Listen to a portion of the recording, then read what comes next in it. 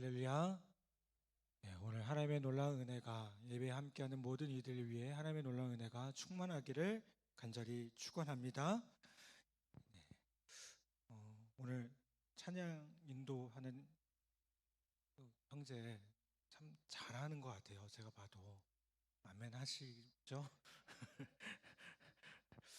원래 주일 오후에는 제가 기다리면서 했는데 보니까 네, 이렇게 원래 이렇게 더 달란트 있는 사람들이 하는 게 맞습니다. 네, 그래서 네, 절대 제가 쉬겠다는 의미로 하는 거 아닙니다. 오해 없으셨으면 좋겠고요. 또 때마침 너무 귀한 형제가 또 해준다고 해서 제가 부탁을 했고 8월부터 우리 형제가 했으면 좋겠다라는 마음을 가지고 또 준비를 해서 오늘 또 귀한 형제가 했습니다. 근데 사실은 신학을 다 좀 공부한 전도사님이세요. 전도사님인데 군대 현역으로 또 와 있다 보니까 11월 저녁이죠? 네, 이제 얼마 안 남았어요. 남은 기간 또 기쁘게 섬겨주시는 그 모습 다시 한번 감사합니다. 우리 찬양 인도해 주신 분 고백처럼 모든 것이 하나님의 은혜인 것 같아요. 아멘. 귀한 섬김과 또 헌신을 통해서 하나님의 놀라운 은혜가 더 충만하기를 간절히 축복합니다. 서영 격언에 보면 참호 속에는 무신론자가 없다라는 말이 있습니다. 그런 격언이 있습니다. 이게 어떤 의미이겠습니까? 인생의 위기에 처하면 누구를 찾는다고요? 하나님을 찾는다는 겁니다. 예. 전쟁의 위기 앞에서 결국 하나님을 찾을 수밖에 없다는 얘기입니다. 어떤 의미에서 보면 위기라는 것은 하나님을 찾는 구원의 기회가 됩니다. 물론 어떤 사람은요, 끝까지 하나님을 부인하고 그분을 저주하다가 인생을 끝마치는 예외적인 사람도 있습니다. 우리는 이런 두 가지 유형의 대조적인 사례를 예수님의 마지막 죽은 장면에서 찾아볼 수가 있습니다. 예수님이 십자가에 달리셨을 때 그분은 두 행악자 혹은 두 강도 사이에 달리십니다. 그런데 한 강도는 자기 옆에 계신 분이 자신을 구원할 수 있는 메시아이심을 깨닫고 예수님께 도움을 호소하며 구원의 약속을 받게 됩니다. 반면 또 다른 강도는요, 끝까지 예수님을 비웃고 조롱하다가 죽어가게 됩니다. 이 두 사람의 모습을 보면 완전히 대조적인 모습을 보입니다. 도대체 무엇이 이 두 사람의 차이를 만들었겠습니까? 우선은 구원이라는 문제에서 답을 찾아볼 수가 있어요. 어떻게 구원받았습니까? 많은 사람들이 구원에 대해서 오해하는 것이 뭐냐면 구원은 뭔가 내가 잘 해야만 받는 것이라고 오해를 합니다. 물론 여기 계신 우리 성도님들 또 신앙생활하는 분들은 이게 틀렸다는 걸 너무나도 잘 아실 거예요. 구원의 조건은요, 선행이 아닙니다. 왜 그럴까요? 오늘 말씀에 보면 39절에 뭐라고 얘기합니까? 달린 행악자라고 표현해요. 성경은요, 이 두 사람 다 어떤 사람이었다고요? 행악자, 악을 행하는 사람이었다라는 거예요. 그런데 여러분 생각해 보십시오. 당시 십자가형은 어떤 사람에게 행해집니까? 그냥 내가 물건을 훔쳤다고 해서 십자가에 달리는 게 아닙니다. 왜요? 이 십자가형은 인간을 아주 고통스럽게 죽이는 죽음의 모습이기 때문에 그래요. 우리나라가 사형을 안 한 지가 10년이 넘었다고 합니다. 집행을 안 한 지. 그래서 사실상 사형제도가 폐지된 나라라고 얘기를 해요. 그런데 여러분, 우리는 사형도 행하지 않지만 이 당시에 뭐예요? 이 십자가라는 거 뭐예요? 사람을 죽인 사형틀인데 그 사형틀 중에서도 어떤 거라고요? 사람을 가장 고통스럽게 죽이는 거라고. 이 십자가형은요, 로마의 시절에, 로마 그 제국 시절에 최고의 악질범에게 내리는 형벌이었습니다. 게다가 그는 마지막 순간에 회개하였으므로 회개한 자로서의 새로운 인생을 살아갈 기회조차 어땠을까요? 없었어요. 우리가 뭔가 착한 일을 했어. 그래도 마지막에 잘했으니까 천국 가겠지라고 생각할지 모르겠지만 이 두 사람은 그 행악자들은 그럴 기회조차도 없었습니다. 그렇기 때문에 이 강도의 구원은 선행에 근거한 것이 아니라는 거예요. 그러면 구원의 조건이 무엇이었을까요? 이들이 구원받은 이유가 무엇이었을까요? 첫 번째로는 그가 자기의 죄인됨을 인정했다는 것이고요. 두 번째로는 뭘까요? 구원을 예수님께 호소했다는 거예요. 즉 무슨 말입니까? 예수 이름으로 구원받았다는 것이죠. 41절 말씀해 보니까 이렇게 말씀합니다. 우리는 우리가 행한 일에 상당한 복을 받는 것이니 이에 당연하거니와 이 사람이 행한 것은 옳지 않은 것이 없느니라 하고 라고 말씀합니다. 이 41절 말씀 누가 얘기한 거예요? 네, 행악자, 그 구원받은 행악자가 얘기한 거예요. 예수님이 한 얘기 아닙니다. 그렇죠? 뭐라고 얘기해요? 우리는 우리가 행한 일에 상당한 복을 받는 것이 당연하거니와, 그렇죠? 자신이 잘못을 저지른 것에 대해서 뭐 한 거예요? 인정한 거예요. 인정한 거예요. 그리고 예수님에 대해서 뭐라고 얘기합니까? 이 사람이 행한 것은 옳지 않은 것이 없느니라. 이 사람은 죄가 없다. 우리가 다르다라고 얘기하고 있다는 거예요. 여러분, 성경은요, 죄를 인정하고 자복함이 구원에 이르는 길임을 아주 일관성 있게 말씀을 합니다. 요한일서 1장 9절 보면 뭐라고 말씀합니까? 만일 우리가 우리 죄를 자복하면 그는 미쁘시고 의로우사 우리의 죄를 사하시며 우리를 모든 불의에서 깨끗하게 하실 것이요 라고 말씀해요. 제가 요한일서 1장 9절 하면 지금도 기억나요. 왜 기억나는 줄 아세요? 학생부 수련회 가잖아요. 저도 중고등학교 수련회 때 이거 밥 먹으려고 외웠던 말씀. 예.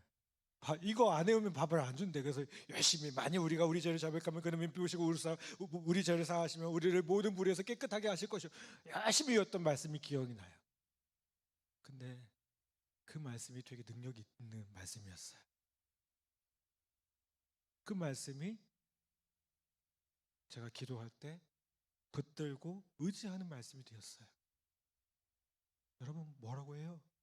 우리가 우리 죄를 자백하면 그분은 어떤 분이세요? 미쁘시고 의로사 우리 모든 죄를 사하시며 모든 불의에서 우리를 깨끗하게 하실 것이라고 분명히 약속하고 있는 말씀이었어요. 성경은 이렇게 말씀하고 있어요. 또 시편 32편 5절에 보면 내가 이르기를 내 허물을 여호와께 자복하리라 하고 또 주께 내 죄를 아뢰고 내 죄악을 숨기지 아니하였더니 곧 주께서 내 죄악을 사하셨나이다. 아멘. 우리가 숨기지 않고 하나님께 아뢰했더니 그분이 용서하셨다. 여러분, 우리는 죄를 인정하고 자백하는 순간 구원의 역사가 시작이 됩니다. 아멘. 근데 단순히 자백만 한다고 해서 충분하지 않아요. 누구에게 나아가서 죄를 자백하고 구원을 호소하느냐가 참으로 중요하다는 겁니다. 그렇죠? 여러분, 우리는 죄를 그냥 인간에게 저지른 죄라고 생각하는데 죄는 어떤 문제예요? 결국 하나님과의 문제예요. 그러면 이 하나님과의 문제라면 죄를요 인간의 관계 속에서 풀면 안 됩니다. 어디서 풀어야 돼요? 하나님과의 관계 속에서 풀어야 돼요. 그래서 여러분 우리가 어떻게 됩니까? 하나님께 나아가야 됩니다. 사도행전 4장 12절에 보면 뭐라고 합니까? 다른 이로서는 구원을 받을 수 없나니 천하 사람 중에 구원을 받을 만한 다른 이름을 주신 일이 없음이라 하였더라. 천하 사람 중에 구원을 받을 만한 다른 이름을 우리에게 주신 일이 있다고요? 없어요. 예수님밖에 없다는 거예요. 여러분, 우리가 구원받을 만한 다른 이름 없습니다. 예수님밖에 없습니다. 그렇다면 우리가 그 이름을 부르고 그 이름의 능력으로 살아가는 우리 모두가 되어야 될 줄 믿습니다. 어느 마을, 시골 마을에 악동으로 유명한 형제가 있었답니다. 그런데 어느 날 형 되는 사람이 교통사고로 죽었답니다. 동생은 이 형의 장례식을 치러야 되는데 동네의 모든 성직자가 장례식 집례하는 거를 피하는 거예요. 왜냐면 얼마나 이렇게 못되게 굴었는지, 그렇죠? 그러자 동생은 이 장례식을 집례하고 자기 형에 대해서 성자라는 말만 해주면 무려 1만 달러를 살해하겠다. 네. 이게 지금 뭐 작은 액수일지 모르겠지만 아주 큰 액수죠. 이런 광고를 냈습니다. 드디어 기계가 그 많은 한 젊은 성직자가 자원을 합니다. 장례식장은요, 호기심이 가득한 마을 사람들로 꽉 차게 됩니다. 어떤 호기심이요? 도대체 저 성직자가 이 형에 대해서 뭐라고 얘기하는가? 그리고 성직자의 주례가 시작이 됐습니다. 이렇게 얘기를 했다고 합니다. 여기 모인 사람들이 모두 알다시피 고인과 그 형제 되는 사람은 마을에서 악인으로 이름이 높습니다. 그런데 이 죽은 형은 살아있는 동생에 비하면 차라리 성자라고 할 만합니다. 이런 말을 했다고 해요. 여러분, 인간의 선도 악도 어떻게 보면 상대적입니다. 상대적이라는 말 이해되시나요? 우리가 아무리 착한 척하지만 우리도 어떻게 보면 아니죠. 성경 뭐라고 얘기해요? 우리가 죄인이라고요. 죄인이라고요. 중요한 건 뭐예요? 하나님 앞에 나의 죄인됨을 인정하고 구원자이신 주님께 구원을 호소하는 것입니다. 오늘 구원받은 강도, 회개한 강도가 그렇게 했습니다. 그리고 그 순간 구원이 이루어졌다는 겁니다. 여러분, 오늘 우리 안에 다시 한번 주님을 찾고 구하는 귀한 은혜가 있기를 간절히 바랍니다. 그렇다면 구원받았다는 것은 무엇을 의미하겠습니까? 두 가지의 약속이 있어요. 두 가지의 약속. 첫 번째로는요, 낙원에 대한, 즉 천국에 대한 약속이고요. 두 번째로는요, 주님과 함께하는 삶의 약속입니다. 먼저 여러분, 천국은 어떤 곳입니까? 어린아이들이 이렇게 질문 참 많이 하더라고요. 목사님, 천국 가보셨어요? 천국 어떤 곳이에요? 우리 어린이 티 이렇게 하는데요. 아이들이 이렇게 질문해요. 천국 가면 뭐 먹나요? 대단한 상상력을 갖고 있는 아이예요. 근데 성경에 나와 있어요. 요한계시록 21장 4절에 보면 뭐라고 얘기합니까?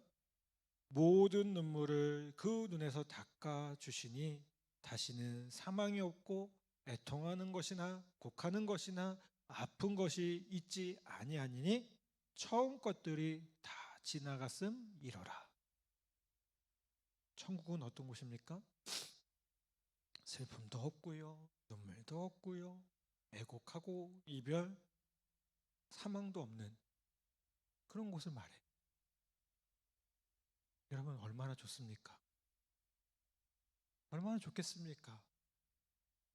그런데 여러분, 천국이 그런 곳이지만 구원의 또 다른 결과는 뭐냐면 단순히 우리가 죽어서 가는 천국 그것뿐만 아니라 뭘 얘기하냐면 예수님과 함께하는 삶을 누리는 것이다 라고 얘기를 해요. 즉 천국은 단지 죄와 고통이 없는 낙원일 뿐만 아니라 예수님의 임재가 충만히 거하는 곳이라는 거예요. 오늘 회개한 강도에게 주시는 말씀을 다시 한번 생각해 볼 필요가 있습니다. 43절에 보면 뭐라고 말씀하냐면요, 오늘 내가 나와 함께 낙원에 있으리라 라고 얘기해요. 우리는 자꾸만 뭐만 생각하냐면 낙원에 있겠다라는 것만 생각해요. 그런데 중요한 단어가 또 있어요. 뭐예요? 나와 함께, 예수님과 함께 살아간다는 거예요. 여러분, 우리가 예수님을 구주와 주님으로 영접하는 순간 우리는 이 땅에서도요 부분적이나마 천국을 맛볼 수가 있습니다. 이렇게 말하면 목사님 저 죽지 않았는데요. 그런 의미가 아니에요. 어떤 것이죠? 주님과 함께하는 삶, 주님의 다스림 가운데 살아가는 삶, 그 천국을 맛볼 수가 있다는 거예요. 물론 이 세상에서는요 여전히 죄와 고통이 존재합니다. 그런데 구주이신 예수님을 영접함으로 그분의 다스림을 경험하는 천국을 누릴 수가 있다는 거예요. 그래서 찬송가에서 뭐라고 얘기합니까?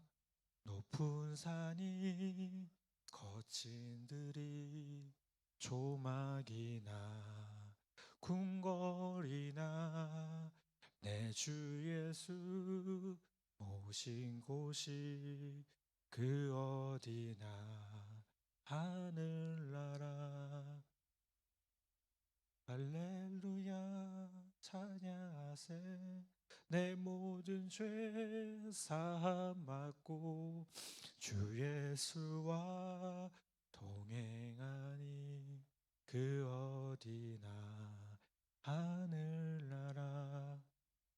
아멘. 주님과 동행하니 그 어디나 뭐라고요? 하늘나라. 뭔가 대단한 것들을 누려야만 천국이 아니에요.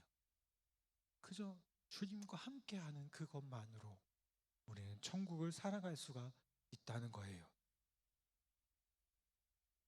너무나 행복하게 살고 있던 그리스도인 부부가 어느 휴일 아침에 조금 잠자리에서 늦게 일어나서 함께 찬양하고 기도하다가 그들의 가정이 작은 천국 같은 느낌을 받게 됩니다. 그래서 이 기쁨을 누군가와 나눠야겠다라는 생각을 했다고 합니다. 그리고 점심시간에 이 부부가 이제 근처 식당에서 식사를 하기로 하는데요. 건너편 테이블에 한 중년 여자가 혼자 쓸쓸하게 이렇게 식사하는 그 모습이 보이게 됩니다. 그래서 부인이 자신은 엽서를 쓸 테니 남편은 저 여인의 식사비를 지불해 주는 게 어떻겠냐라고 제안을 해요. 그리고 이 부인은 엽서에다가 오늘 하늘나라의 기쁨을 나누고 싶어서 식사비를 지불하고 갑니다라고 얘기하고 마지막에 영어로 God bless you라고 적었습니다. 그리고 남편은 이 여인의 식사비를 미리 다 지불한 걸 비밀로 해달라고 하고 자리에 앉아서 식사를 계속했습니다. 잠시 후에 식사를 끝난 이 중년 여인이 자기가 이제 식사비를 지불하려고 하니까 이미 지불됐다는 걸 알게 됐어요. 그 밥값이. 그리고 누군가 카드 한 장을 남겼다는 것도 알게 됩니다. 그리고 이 여인은 노트에다가 무언가를 열심히 적더니 카운터에 있는 사람에게 뭔가를 부탁하고는 황급히 그 식당을 떠났습니다. 그리고 이 부부가 잠시 후에 쪽지 하나를 받았는데 이런 메시지가 있었다고 합니다. 누군지 모르는 하나님의 천사에게, 저는 교회를 꽤 오래 다녔지만 요즘 하나님도 천국도 없다는 결론을 내렸습니다. 저는 우울증으로 고생하다가 남편에게 버림받은 뒤 사랑 없는 세상을 그만 떠나기로 결심했습니다. 사실 오늘 마지막으로 근사한 식사를 하고 세상을 떠나기로 했는데 여기서 다시 하나님을 만났습니다. 그리고 천국의 소망을 바라보고 다시 살기로 마음먹었습니다. 당신은 천국에서 보낸 천사입니다.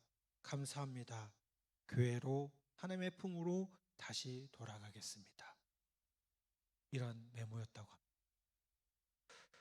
여러분, 우리가 누리고 있는 이 시간들이 은혜입니다. 은혜입니다. 이 모든 시간이요, 구원의 역사입니다. 요즘 코로나로 인해서 날씨가 덥다고 사람들이 자꾸 죽겠다고 해요. 기름값도 올라가고 물가도 올라가고 계속 우리를 힘들게 한다는 소식만 들립니다. 그런데 여러분, 하나님 안 계십니까? 하나님 여전히 우리 가운데 역사하고 계시고 우리와 함께 하신 분이셔요. 아멘. 우리의 삶이 아무리 고난이고 우리의 삶이 아무리 문제투성이라 할지라도 하나님이 우리와 함께 하고 계셔요. 아멘. 저도 요즘에 갑자기 이렇게 조금 나이가 먹어가면서 눈에 좀 문제가 생기는 것 같더라고요. 너무 심각하게 듣지 마세요. 목사님 또 뭐 큰일 났네 이런, 아니에요. 그 정도는 아닙니다. 안경을 제가 쓰는데 원래 눈이 별로 안 좋거든요. 근데 오늘 보면 이렇게 제가 설교 원고를 이렇게 하는데 잘 안 보여요. 가까이 있는 게. 큰일 났다 속으로는. 이게 설교 원고가 보여야 뭐예요. 그래서 설교를 할 텐데. 그래서 어떻게 해요? 다시 병원도 가보고 안경점도 가봤죠. 뭐 다른 얘기 안 하더라고요. 두 글자 얘기하더라고요. 노안이라고요. 예. 어떻게 됩니까? 어떻게 하냐고. 잘 사시라고. 필요한 대로 안경 바꾸고 그러면 된다고. 그 얘기 듣는데 조금 서글픈 거 있죠. 벌써 내가, 아니 우리 송미등 목사님보다 제가 조금 더 나이 먹은 것밖에 없는 것 같은데, 네? 저분이 이제 이번에 올해 진급하셨거든요. 소령 진급하셨거든요. 같은 소령인데, 아이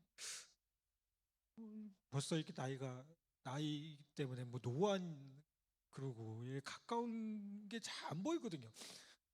안경을 쓰고 있는데도. 그래서 이거 큰일 났다 마음으로 그랬는데 그냥 받아들여야 되겠다. 아멘. 어쩔 수 없잖아요. 이거 바꿀 수 없는 거잖아요. 예. 그래 안경은 바꿨어요. 그래서 지금은 보여요. 잘 보여요. 근데 문제는 이 안경을 바꾸니까, 안경 렌즈를 바꾸니까요, 멀리 있는 게 또 잘 안 보여요. 예. 멀리 있는 게 또 잘 안 보여요. 그래서 조금 제가 못 알아보더라도 이해해 주세요. 예. 이게 가까이 있는 건 되게 잘 보여요. 지금 신났어요.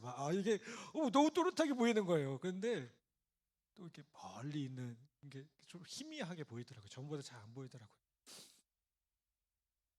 그래서 하여튼 이런저런 상황 속에서도 저도 사랑합니다만, 그래도 뭐예요? 하나님의 은혜 아니겠습니까? 아멘. 네. 몸이 아프면 어떻습니까? 환경이 안 좋고 상황이 안 좋으면 어떻습니까? 우리는 날마다 주님과 함께 살아가면 그것으로 충분하지 않겠습니까? 여러분, 그 놀라운 은혜를 누리면서 기쁨과 감사함으로 살아가는 우리 모든 성도들 다 되기를 간절히 바랍니다. 안경 마치고 이제 집에 오는데 저도 모르게 찬양이 나오더라고요.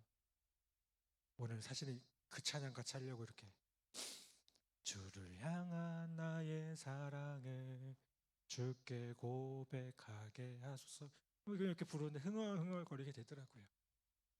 우리 그 찬양 같이 하면서 주님을 사랑합니다. 주님만이 우리의 모든 것 되십니다. 라고 다시 한번 고백하는 귀한 은혜가 있기를 간절히 바랍니다. 아멘.